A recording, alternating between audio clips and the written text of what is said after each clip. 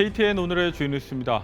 연방항소법원은 20일 조지아주의 제한된 낙태법이 발효돼야 한다고 판결했습니다.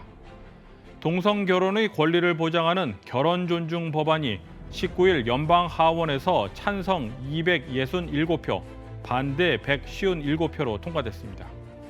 캅카운티 소재 이스트사이드 초등학교가 제안한 신규 학교 로고가 논란이 되고 있습니다. 애틀랜타 미랄선교단의 최재유 단장이 미주 미랄선교단의 새로운 총단장으로 취임했습니다. 이상 오늘의 주요 소식 잠시 후 전해드립니다. 조지아주에서 태아의 심장 박동을 감지할 수 있는 시기 이후에는 낙태를 허용하지 않는다는 심장박동법이 법적 효력을 받아 시행됩니다. 연방항소법원은 20일 조지아주의 제한적 낙태법이 발효돼야 한다며 판결했습니다. 심장박동법은 지난 2019년 조지아 주의회를 통과해 주지사의 서명을 거쳤으나 낙태권 옹호단체들과 낙태시술병원 등이 연방법원의 주정부를 고소하며 연방항소법원에 계류 중이었습니다. 항소법원 판사들은 사건을 연방지방법원 판사들에게 돌려보내면서 2020년 판결을 뒤집고 법이 발효 시행될 수 있도록 하라고 지시했습니다. 이는 곧 의사가 태아 심장 활동을 감지할 수 있게 되면 대부분의 낙태가 더 이상 허용되지 않음을 의미합니다. 하지만 연방지법 스티븐 존슨 판사가 공식적으로 판결할 때까지는 조지아주의 현행법이 유효합니다. 2019년 낙태 반대 법안을 지지해온 조지아 라이프 얼라이언스 단체의 마사 졸로 디렉터는 이번 법의 발효가 아기들의 생명을 구할 수 있게 됐다고 밝혔습니다. 반면 심장박동법에 대해 정부를 상대로 소송을 제기한 조지아주 아메리칸 시민자유연합의 변호사들은 낙태에 대한 최근 판결은 부끄러운 일이라는 입장을 내놓았습니다. 한편 조지아주의 새로운 법은 강간이나 근친상간, 태아가 생존할 수 없는 의학적 무익의 경우 의사가 태아의 심장 활동을 감지한 후 낙태를 허용하게 됩니다. 하지만 강간이나 근친상간으로 인한 임신이라 하더라도 낙태를 하려면 경찰에 신고를 해야 합니다. 동성 결혼 등의 권리를 보장하는 결혼 존중 법안이 19일 연방하원에서 찬성 267표, 반대 157표로 통과됐습니다. 해당 법안은 연방정부 차원에서 동성혼의 효력을 인정하는 내용으로 누구나 인종이나 성별, 종족 등을 이유로 결혼의 효력을 부정해서는 안 된다는 내용도 포함됐습니다.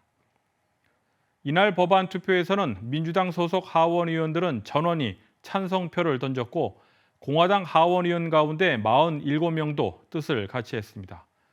한편 이번 법안이 상원을 통과할지는 미지수입니다.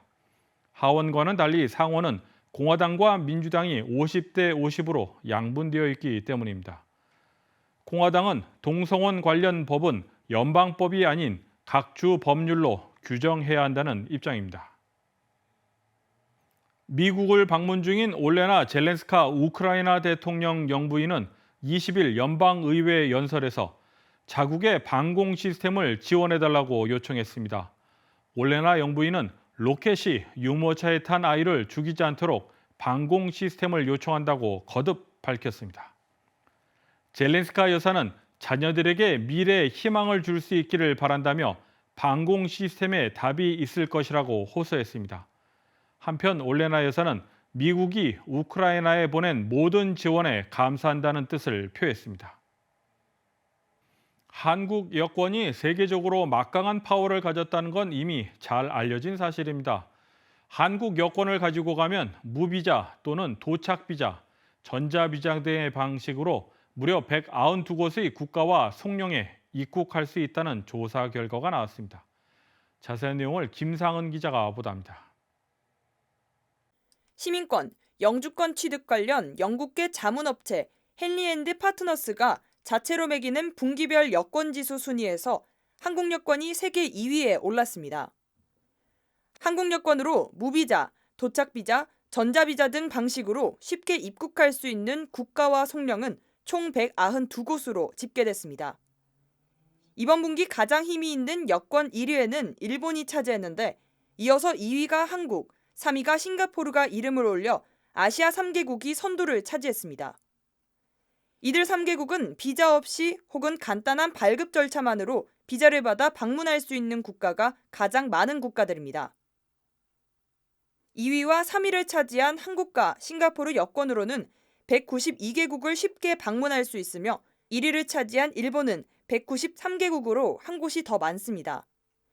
일본과 한국 여권의 차이가 나는 곳은 한 곳으로 중국으로 알려졌습니다. 일본 여권 소지자들은 관광사업이나 친구나 친지 방문 목적으로 외국인 개방 항구를 통해 중국 본토에 무비자로 입국해 15일간 체류할 수 있습니다.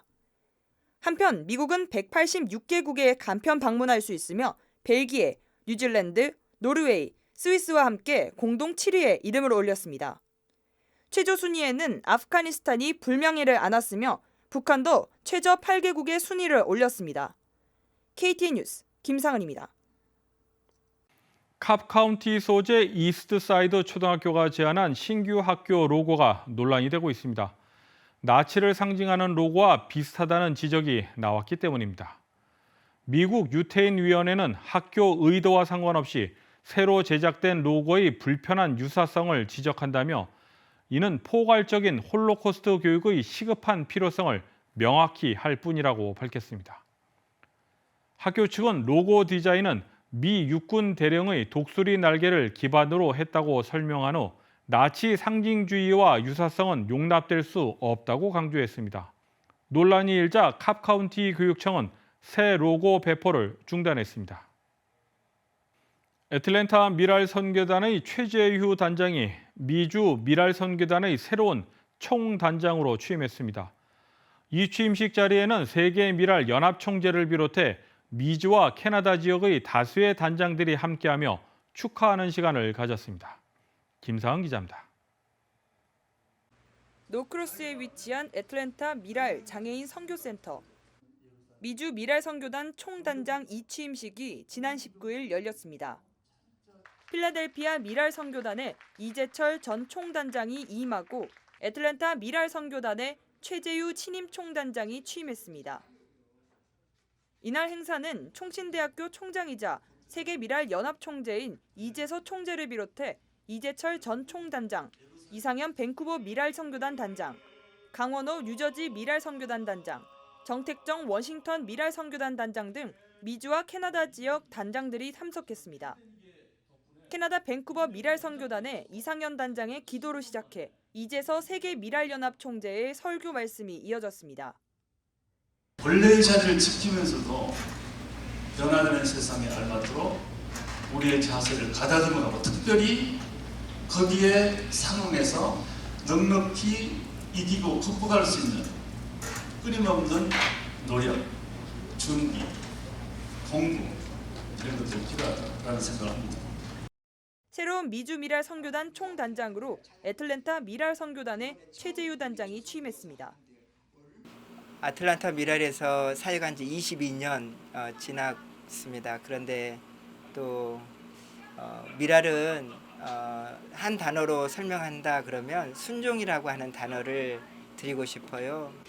한 장애인을 바라보는 마음이 정말 진실하다면 비록 한 장애인을 바라봤지만 전체를 바라보았다라고 저는 생각해요. 그래서 그런 의미에서는 주어진 현장에서 하나님의 은혜로 맡겨진 사역을 신실하게 그리고 진실하게 감당하고 이제 조금 더 나아가서는 미랄은 아틀란타 미랄만 있는 것이 아니라 세계 23개국 나라에 그리고 우리가 지금 이곳에 살고 있는 미주에만도 정말 많은 지단들이 있기 때문에 앞으로 조금 어려운 지단들이나 또 미주 내에서 개척을 하려고 하는 지단들을 돌아보면서 함께 기도하고 정말 동역하고 나아갔으면 하는 그런 부담감도 없잖아 있습니다.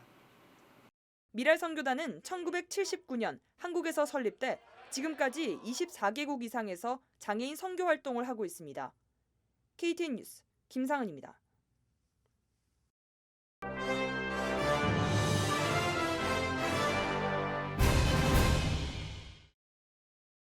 세계보건기구 WHO가 전 세계적으로 급격히 퍼지는 원숭이 두창이 공중보건 비상사태에 해당하는지 재검토할 예정입니다. 테워드로스 아스아놈 거브레어수스 WHO 사무총장은 지난 20일 현재까지 전 세계 약 1만 4천 건 이상의 확진 사례가 확인됐고 아프리카에서는 5명의 사망자가 보고됐다고 밝혔습니다. 대부분의 사례는 유럽에서 발생했으며 남성 간 성관계를 가진 남성에서 발병했습니다. 앞서 WHO는 지난달 원숭이 두창에 대한 공중보건 비상사태 선언을 한 차례 보류한 바 있습니다. 하지만 최근 확진 사례가 늘면서 비상대책위원회를 소집해 재논의할 것으로 보입니다.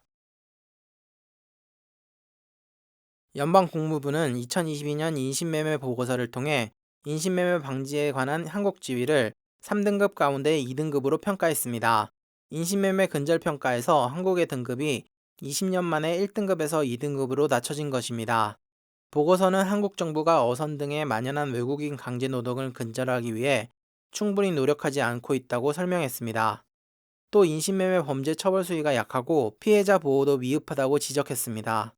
북한은 20년째 최악의 인신매매국 지위를 유지했습니다. 올해 2분기인 4월부터 6월 사이에만 약 100만 명이 넷플릭스 구독을 취소한 것으로 나타났습니다. 넷플릭스 가입자 감소는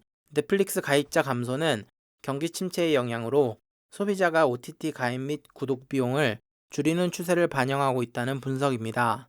실제 41년 만에 최악의 인플레이션을 기록 중인 미국 등 북미 시장에서 130만 명이, 에너지 위기와 폭염에 시달리는 유럽에서 77만 명이 넷플릭스 가입을 취소하고 있습니다.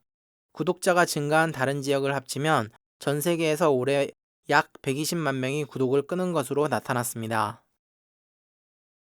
앞서 보도해드린 것처럼 캅 카운티의 한 초등학교의 신규 로고가 나치를 상징하는 로고와 유사하다며 학부모들과 유대인 단체가 강력 항의하자 해당 카운티 교육청은 간단한 해명 후 신규 로고 배포를 중단했습니다. 다음 달 광복절을 앞둔 시점에서 일본 군국주의와 침략 전쟁의 상징인 우길기를 대할 때 우리가 어떻게 해야 하는지를 알려주는 사례가 될 것으로 생각됩니다. 이상으로 KTN 뉴스를 모두 마칩니다. 시청해주신 여러분 고맙습니다.